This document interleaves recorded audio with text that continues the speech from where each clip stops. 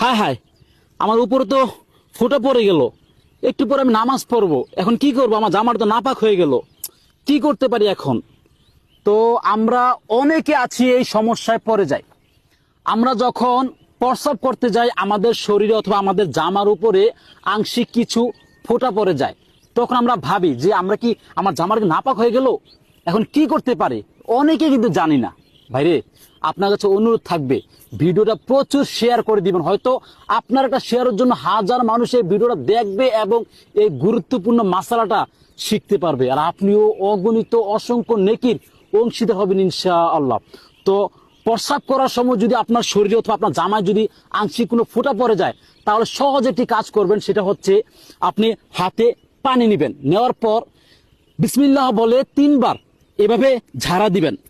দেওয়ার পর ইনশাআল্লাহ আপনার জামাটা পাক হয়ে যাবে। তারপর আপনি উজু করবেন, তারপর নামাজ আদায় করবেন। ইনশাআল্লাহ আল্লাহ তাআলা আপনার নামাজটাকে কবুল করে নেবেন।